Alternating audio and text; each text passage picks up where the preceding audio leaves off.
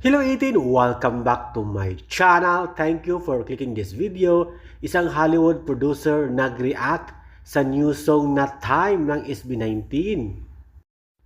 Isang powerful at makapangyarihan ang Time na kanta ng SB19. Isang experience at mensahe. Hindi lang sa mga Pilipino, hindi lang sa mga OFW, kundi sa lahat ng tao sa mundo.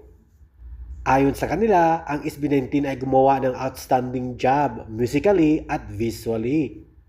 Ang laki ng impact nito para sa mga taong malayo sa pamilya. It is healing. People are finally able to confront what they've been carrying in silence. Dagdag pa ng dalawang producers. The message is universal. Time is fleeting and once it's gone, we can never get it back. It reminds us to live fully, to appreciate those around us, and to make every second count.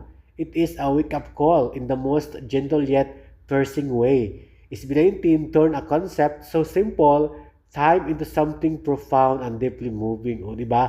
It's a wake-up call. Ang mensahe ng kantang Time ng SB19 na include sa Simula at Wakas EP at music album nila. Dagdag pa nila, what I admire about SB19 is their courage to create music that's not afraid to dig deep. They always give us songs that go beyond the surface. At talaga ang nakaka-touch ay, sabi nila, we are genuinely blessed to have them. SB19 is more than just a P-pop group. They are storytellers, healers, and visionaries. They don't just make music for charts. They make music for the soul. O, diba? Hala, grabe, nakaka-touch ang sabi ng dalawang producers ng Hollywood. Ang SB19 ay hindi lang singer or P-pop artist, kundi sila ay storytellers at visionaries.